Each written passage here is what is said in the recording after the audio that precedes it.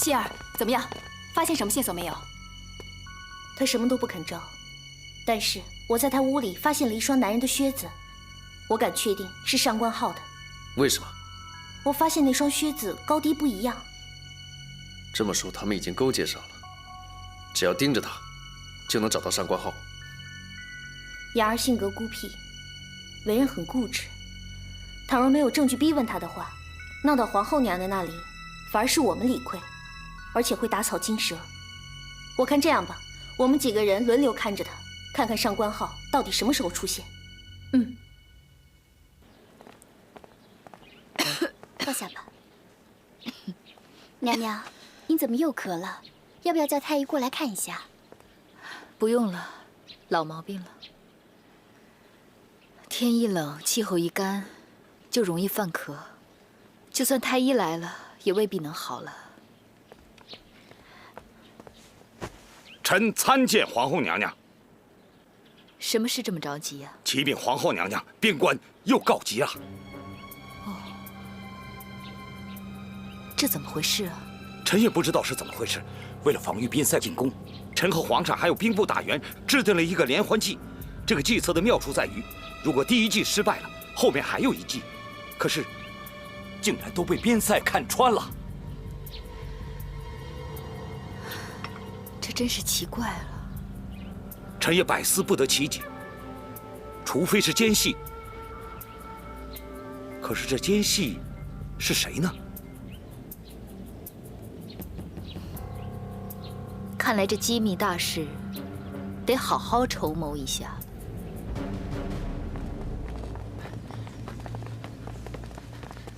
参见皇后娘娘。本宫要见皇上，帮我通报一声。回娘娘的话，您得在这儿等一等，皇上正在召见人呢。皇上在召见谁呀？是镇西大将军的夫人吴理氏。皇上怎么会召见大臣们的内眷呢？这……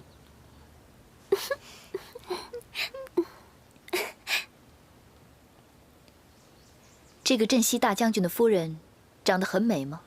回娘娘的话，吴夫人长得一点都不美。你和吴大人伉俪情深，羡煞旁人了。这成亲10几年了，到现在吴大人都没个小妾，是吧？是。朕感到很好奇，吴大人可是朝中数1数2的美男子，而夫人虽然贤惠，但姿色还是欠缺一些。朕就不明白了，你是用什么办法笼住一个男人的心的？皇上谬赞了，臣妾的确貌丑，可是臣妾知道怎样笼住一个人的心。要笼住一个人的心还不简单，一直对他好不就行了？一直对他好，只会让他觉得一切都是理所当然。臣妾跟相公相处，讲究的是8个字：若即若离，相敬如宾。人们为什么会喜欢彼此，就是因为对方还有很多不清，或者还有值得你探索的地方。如果什么都清楚了，很明了了，在一起也就没有什么味道了。臣妾自幼家贫，相貌又丑，所以就很努力地学习各种事情，煮菜、刺绣，伺候相公。可是臣妾不会在新婚后全部展现给相公，而是慢慢的、一点一点的让他明白臣妾的好，经常给他惊喜，这样2个人的生活才会长长久久，他才会死心塌地的等着下一个惊喜的到来。那男人对女人也是一样的吗？当然是。怪不得朕觉得跟陈妃之间，怎么说呢？虽然亲密，但是很难再进一步。那皇上就远离他一点，人嘛，得不到的总是好的。真是听君一席话，胜读10年书啊！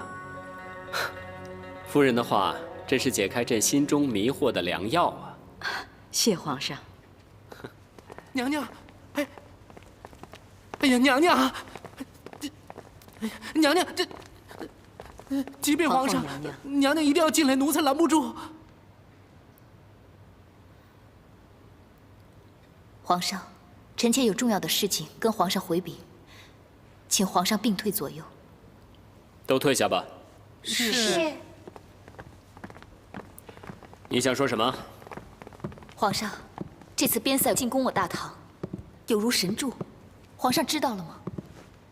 朕也知道宫中有奸细，只是这奸细是谁，朕还说不出。臣妾以为，既然奸细一时查不清楚，倒不如先防范于未然。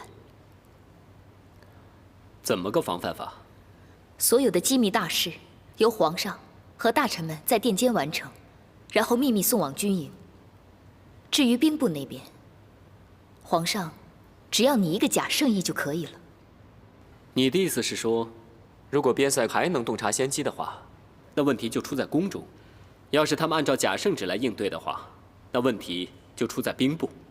所以在此期间，皇上最好不要离开宣政殿。这样，问题就算出现在宫中，也可以缩小范围。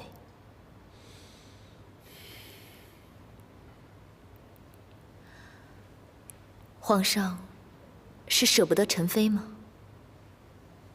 皇上，这可是关系到国家的大事啊！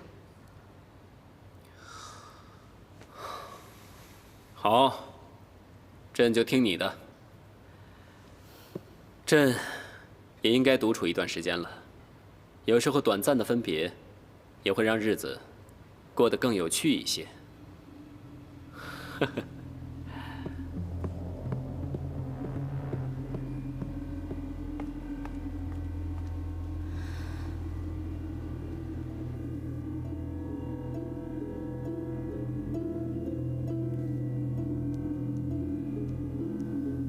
来人，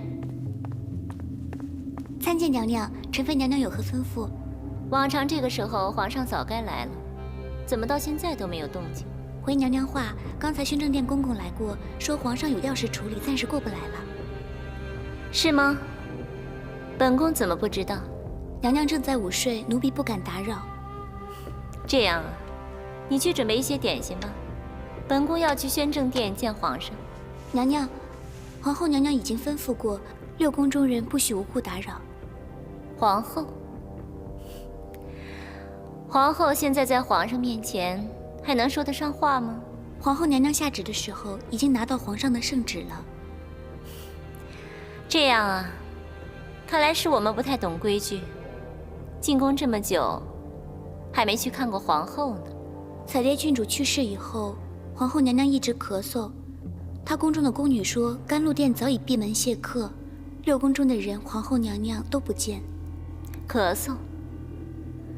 咳嗽不是个小病吗？找太医看一下不就好了？听说是因为天气引起的，太医都束手无策了。原来如此。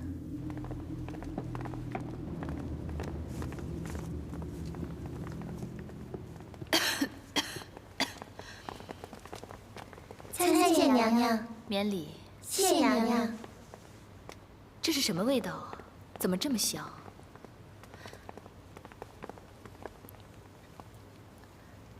这是什么？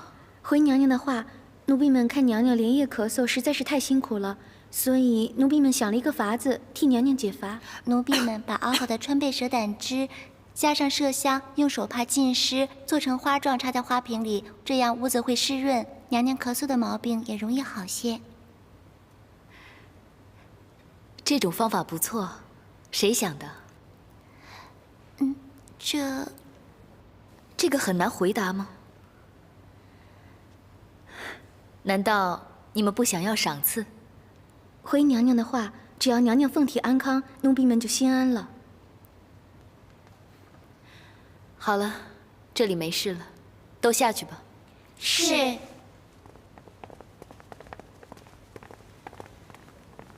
这帮丫头，平时争先恐后的邀功，想出这好办法，居然还保持沉默，这可太不像他们的性格了。管他是谁呢？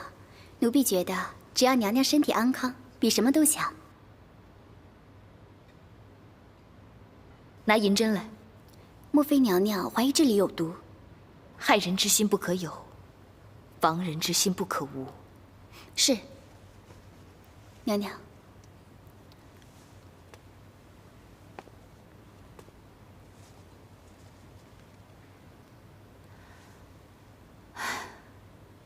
看来是本宫多虑了。可是，到底是谁做的呢？哎呀，糟了！娘娘怎么了？瞧我这记性，今天忙了一整天，居然忘了督促太子读书了。这孩子最近野了不少，虽然本宫不想他太辛苦，但也不能什么都不学啊。走吧。是。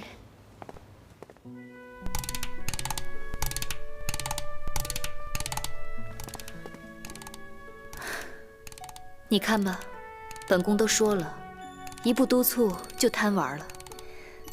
红儿，参见母后。红儿，你如今已经不是大王了，而是当今太子。你想想，国家和万民未来的希望都系在你身上，怎么可以只顾贪玩不去读书呢？回母后的话，我该读的书都已经读完了。哦。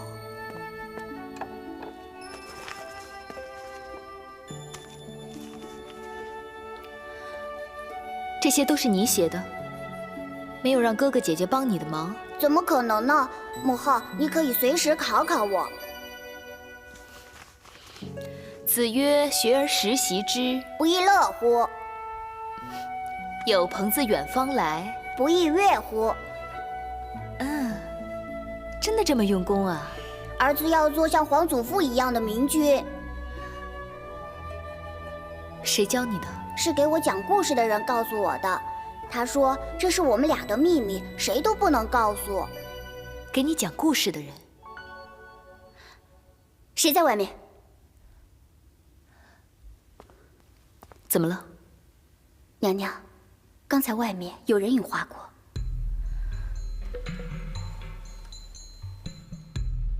好奇特的针法是啊，太奇怪了。你见过吗？这绣边我可绣不中啊。奇怪。对啊，怎么会这样？没见过呀。好特别啊。是啊。你们几个干嘛呢？想偷懒啊？雅儿姐姐，刚刚皇上身边的那个戏法师明崇衍明大人来找我们，要我们帮他看看这个样子是谁绣的。他打听这个干嘛？他好像在找一块汗巾，听说跟什么案情有关。可是这针法太奇怪了，我们都看不出来，可能帮不了他了。雅儿姐姐，你是刺绣的高手，你看过这图样吗？我只会缝缝补补的，这宫里的丝织坊哪轮得到我呀？再说了，我平时伺候皇后娘娘，哪有功夫学这些？你们也别做这些无聊的事了，赶紧忙去吧。是。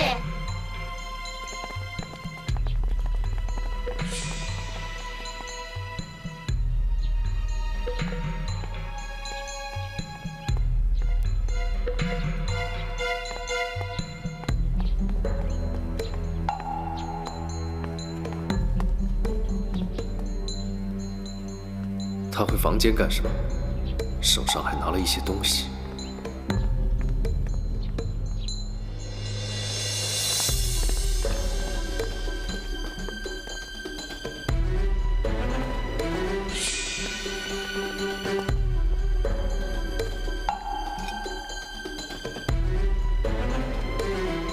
他到底在烧什么？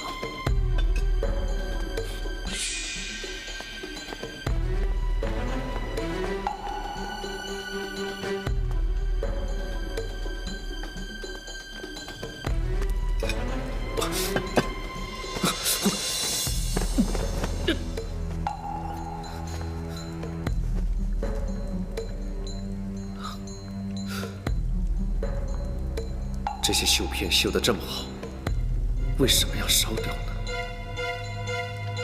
你说你这个人啊，这么不爱惜自己，手都烧成这样了，万一伤到了筋骨怎么办啊？没事，只要能查明真相，还小宝一个清白，我怎么样都可以。你，哎，好了，你们别说这些了，到这边来看看，这个绣边到底有什么秘密？为什么雅儿这么急着要把它烧掉呢？这个绣边上绣了一对鸳鸯，也不代表什么呀。会不会是绣的针法是？也没什么特别的，所有的绣法都是一样的。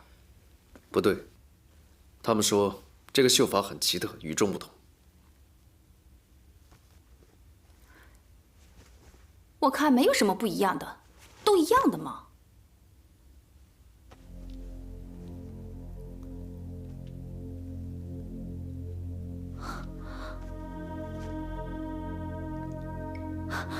我知道了，这袖边的两面都绣了同一对鸳鸯，一模一样。难怪我没有发现。果然是这样。看来雅儿的房间里面藏了不少东西。这就好办了。你想怎么样？搜雅儿房间。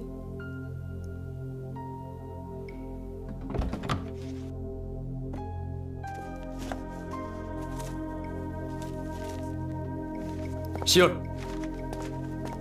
你看，11月初5 5时，彩蝶见皇后，陈氏回宫四绣，喝茶。11月初6整日未出宫门，与宫女们嬉闹，玩得甚欢。11月初7见明重眼。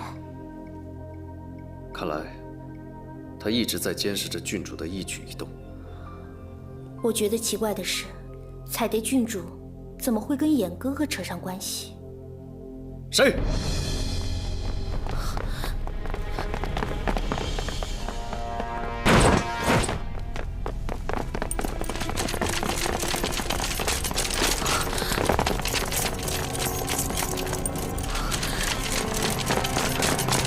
上官浩，你跑不了了。为什么逼我？上官浩，自主你不可活！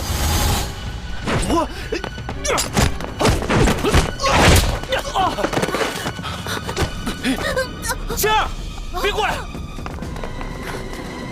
上官浩，放了他，我们放你走。放下武器，不然我杀了他！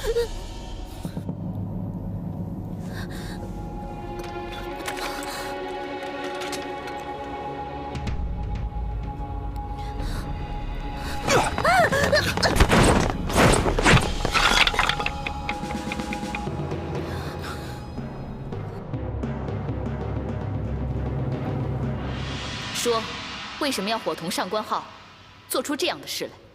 娘娘饶命，娘娘饶命啊！奴婢也不想的，是因为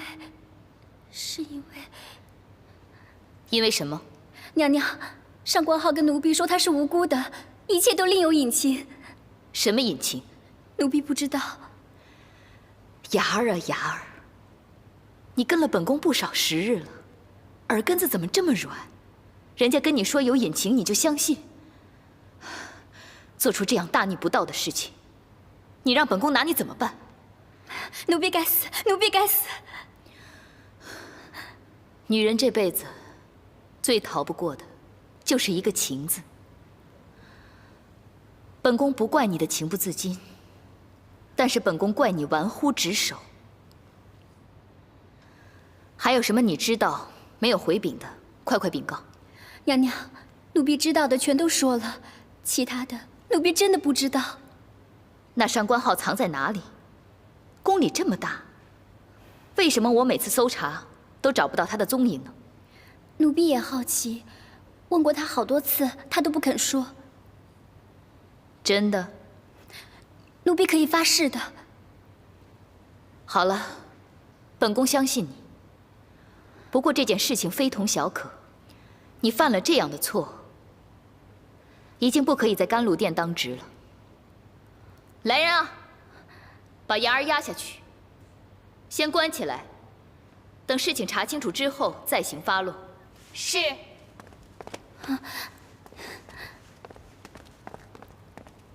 心儿，你说这件事情应该怎么做？现在当务之急就是要查出上官浩的下落，只要找到他了，一切就能水落石出了。你说的有道理，那这件事情就交给你全权处理了。是。玉将军，麻烦你带一队兵马由西六宫开始细查。是。走。少卿，东六宫就麻烦你了。我跟衍哥哥会从掖庭局查起，务必每一个地方都不遗漏。跟我走。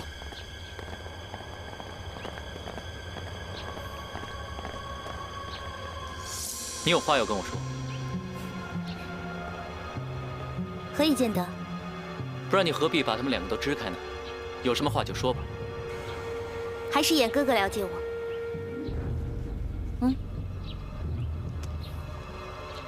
这是什么？这是我跟少卿在雅儿房间发现的。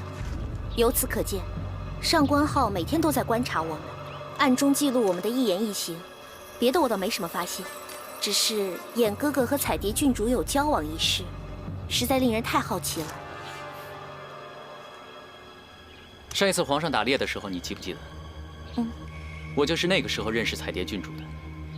她跟我说，她喜欢上了一个人，希望能吸引那个人的目光。我看她少女情怀那么可怜，就想了一个方法帮她一把。你怎么帮她？教她变戏法喽。你想她平常那么冷漠，怎么能够引起别人的兴趣呢？教她变一变戏法，让生活变得有趣一点，不是很好吗？怪不得上次我见到彩蝶郡主的时候，她性情大变，原来是你在中间搞鬼啊！我一直没有说出来，是因为我觉得这件事情跟案情没有关系，但现在我又觉得，好像有那么一点关联。哦，上次我教彩蝶郡主变戏法的时候，她说：“郡主，把一样你最喜欢的东西放在我手上。”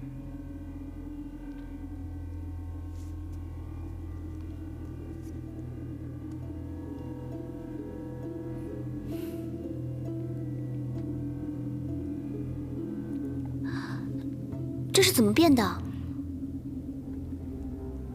在你刚刚眼睛离开的那一刹那，我左手已经把它拿起来了。原来是这样。看来戏法也不过如此嘛。戏法本来就是骗人的。郡主，现在你想学什么戏法？我想学能让人死心塌地爱我的戏法。那是不可能的。那有什么不可能的？你看，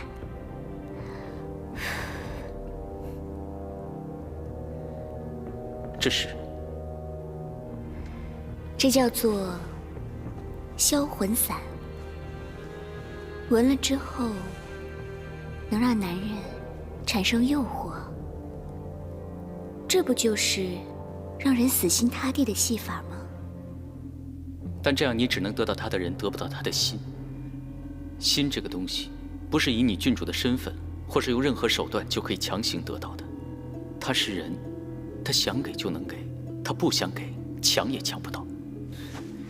如果我想要的东西拿不到，我就会毁掉它。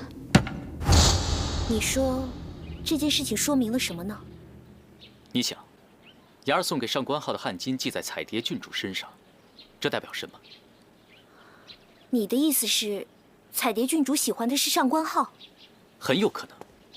可是这对他来说很简单啊，直接请皇上赐婚就好了，为什么还要搞出这些事情来呢？郡主喜欢上官浩，可上官浩未必接受。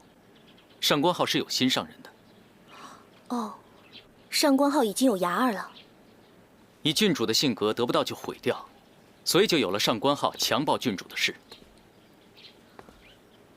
你这么一说，我倒是明白了很多。本来嘛，上官浩是皇上的御前侍卫，前途无量，怎么可能会对郡主图谋不轨？除非是郡主诬陷他。因为被郡主陷害了，所以上官浩留在宫里，希望找机会证明自己的清白。可宫中所有的人都在抓他，他没有机会让别人相信他。所以那天晚上，他特意去找郡主理论，没想到碰上了我。其他的就跟我们之前推测的一样。之前我们只有一件事不明白，就是为什么小宝不把真相说出来。现在我终于明白了，小宝他是替郡主保留颜面。事不宜迟，我们分头行动，马上把上官浩捉拿归案。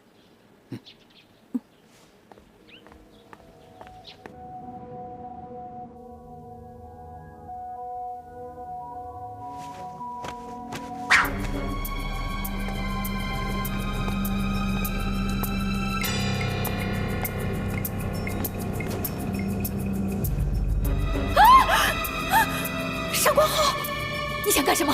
皇后娘娘，你带人搜宫，逼得我活不下去，你也别想活！来人啊！来人啊！别叫了，所有人都被迷倒了，不会有人来。你知道杀害皇后娘娘是什么罪名吗？我已经是这样了，再多一条罪又有什么关系？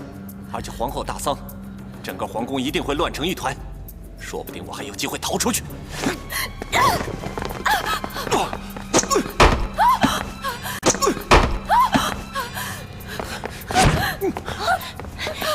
娘，来人呐！来人呐！不要！青鸾，什人？追！快！皇后娘娘没事吧？快去抓人！是。青鸾，皇后娘娘，你没事吧？没事。哎，青鸾，太医！太医！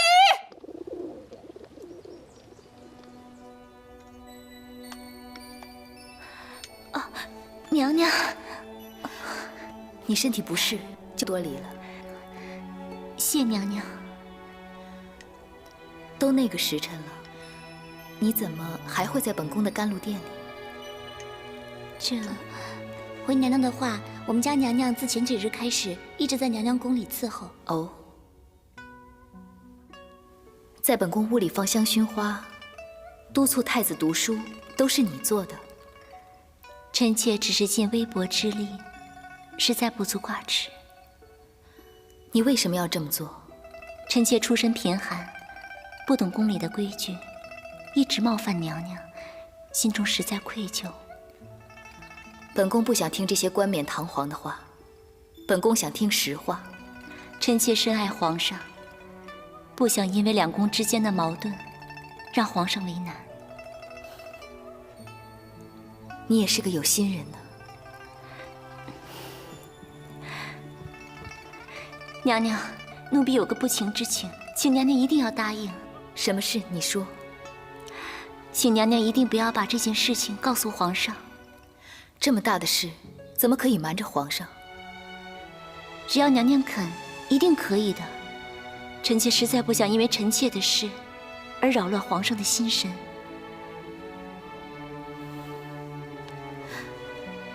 本宫答应你，你好好歇着吧。本宫先告辞了，缺什么少什么，跟宫女说，本宫领你这个情。谢娘娘，娘娘。还有事吗？拿上来。是。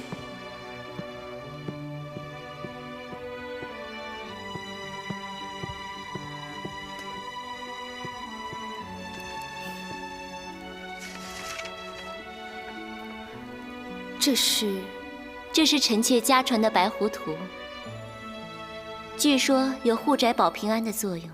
也许娘娘不信鬼神，但是放着总是心里踏实。好，本宫收下了，谢谢你。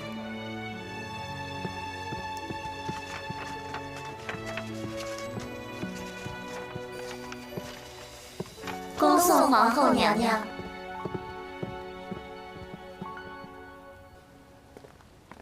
微臣拜见皇后娘娘。免礼。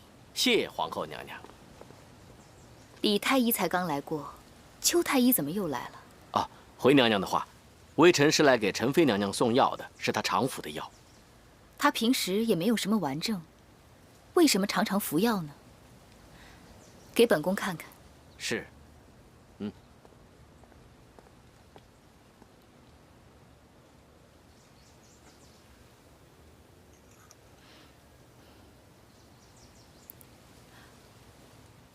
这个不是红花吗？啊，皇后娘娘真是深知药理，竟然能闻出这是红花。她服这个干什么？这个服多了会影响生育啊。陈妃娘娘说了，皇上已有3位子嗣，她不想为皇上再生任何子女，以免引起宫中争斗，所以故而常服红花，以免令皇上为难。真没想到，她居然还有这个心。娘娘饶命！娘娘饶命！起来吧。谢娘娘。这幅画怎么了？啊，娘娘，你知道皇上为什么每年都要去西山狩猎吗？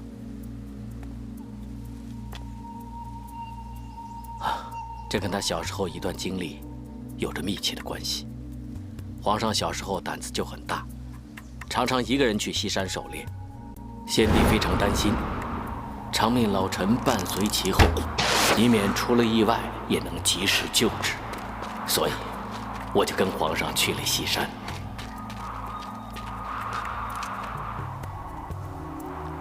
你那儿有药吗？快帮他治伤。是。皇上见那只受伤的白狐楚楚可怜，他不忍心，就叫我马上救活它。当我们准备下山的时候，突然来了一群狼袭击我们。就当我们不知所措的时候，就在这个时候，那只白狐出现了，将狼群吓退，救了我们。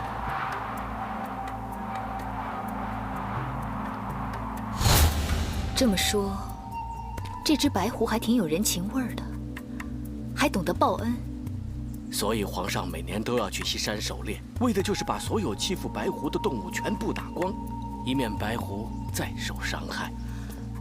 可是世上白狐这么多，你怎么能确定这只白狐就是那只白狐？哦，这只白狐脑门中间有一撮红毛，简直与当年那只白狐是一模一样啊！原来如此，当年的白狐因为报恩救了皇上，如今的青鸾又在同样的情况下救了皇上。难道他就是当年的那只白狐？他送本宫这幅画，就是要告诉本宫这一点。也罢，只要他对皇上无害，对大唐无害，本宫也无需再为他费神。朝廷养你们这帮废物是干什么用的？啊，小小的上官号都能闯到甘露殿来，要是皇后娘娘有什么闪失，你们担待得起吗？奴婢该死，奴婢该死。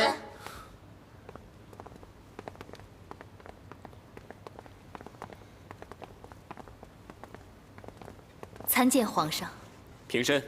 谢皇上。媚娘，你没事吧？臣妾没事。他们这帮饭桶，朕马上就把他们给换了。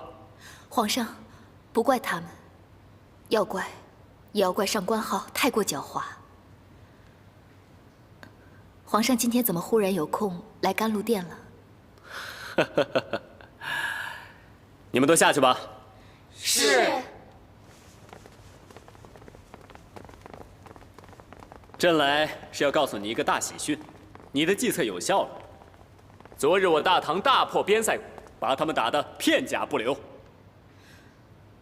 那问题究竟是出在宫里还是兵部呢？这朕就不知道了。哦，本来昨日一战就是想证明问题出在兵部，可是朕下给兵部的假圣旨，他们也没有得悉。这样一来，问题就更加扑朔迷离了。如果假圣旨没有被泄露，那就恰恰证明兵部没有问题，问题出在宫里。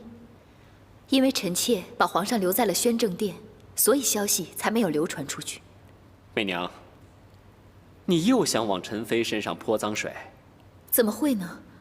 跟皇上接触的人又不是只有陈妃一个，而且臣妾觉得陈妃不是这样的人。呵呵，原来你也会帮她说好话呀。虽然陈妃一再请求臣妾不要把这件事情告诉皇上，可是臣妾还是觉得应该跟皇上说一声。什么事？昨日上官浩于甘露殿行刺臣妾，青鸾为臣妾挡了一刀。什么？伤得重不重？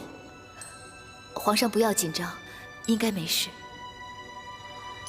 出这么大的事，他怎么不告诉我呀？快，摆驾蓬莱殿！皇上起驾。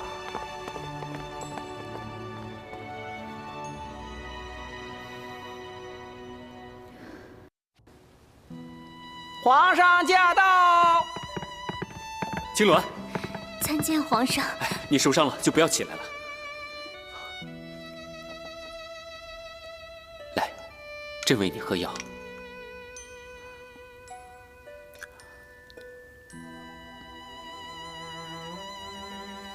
怎么了？臣妾还以为皇上不要臣妾了，所以今天看到皇上来，臣妾高兴。傻丫头，朕怎么会不要你呢？朕是因为朝政太忙了。皇上朝政这么忙，臣妾还说这样的话，皇上会不会觉得臣妾不懂事？当然不会了。你主动跟皇后和好，还替皇后挡了一刀，朕知道，你这一切都是为了朕。臣妾只想时时刻刻都待在皇上身边，陪着皇上。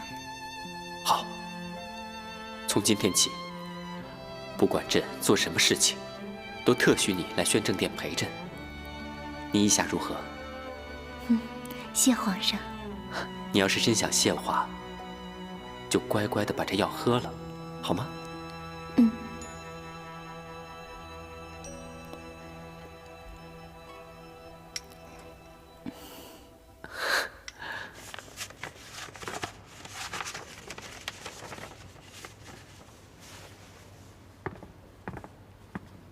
这就是边塞的防御图。回皇上的话，是。看起来真挺周密的，怪不得有恃无恐啊。所以臣以为，在没有弄清城里所有情况之前，还是不要冒险偷袭的好。可如果不冒险偷袭的话，等到他们兵强马壮时再进攻，那岂不是又要生灵涂炭？可是贸然行动的话，万一有闪失，我军就连抵御的能力都没有了。是啊，退也好，进也好，都各有利弊。朕该如何抉择呢？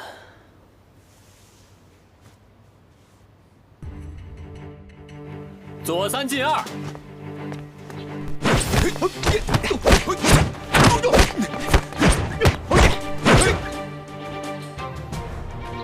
黑方右4进3。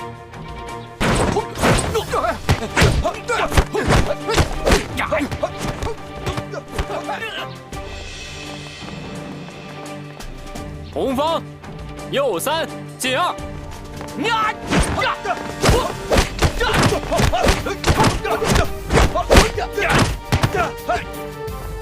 右4进1。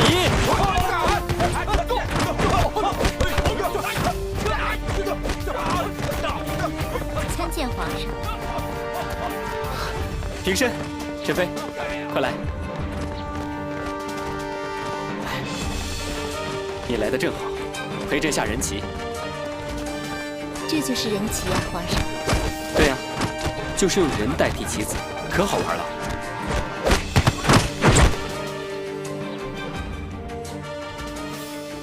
臣妾听说，皇上正在为边塞的事情烦恼，就特来宽慰皇上。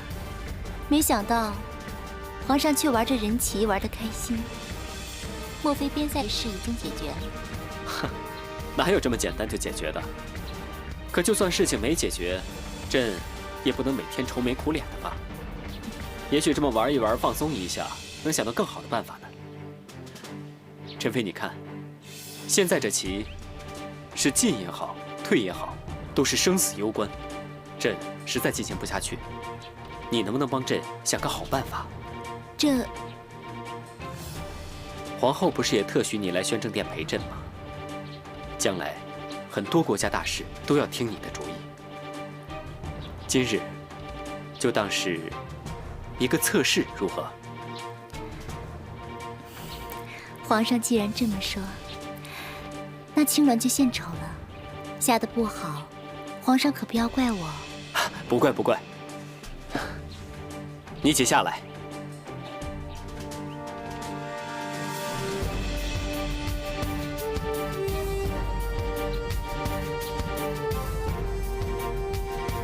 这个阵型怎么看起来这么熟悉？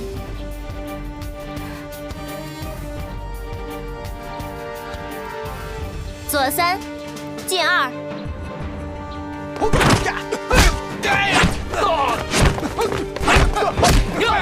右3进2。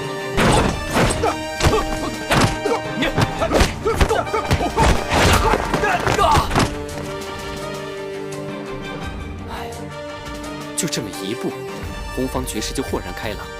陈妃，你再下一步试试，也许我们就能逃出升天了。右3，进4。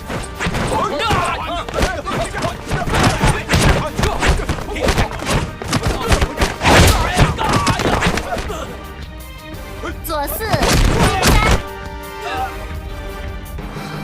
右3。陈妃，你真是绝顶聪明啊，一点都不比皇后差。朕让你来宣政殿，帮朕出谋划策，真是明智之举啊！承蒙皇上夸奖，能得到皇上信赖，是青鸾此生的福气。不，能得到你呀，是朕的福气。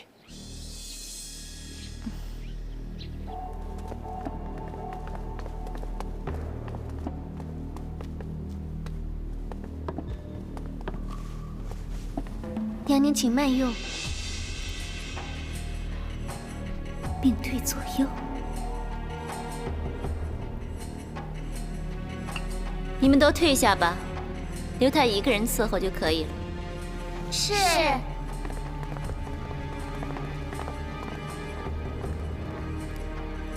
你是谁？我戴了人皮面具，你连我都认不出来了吗？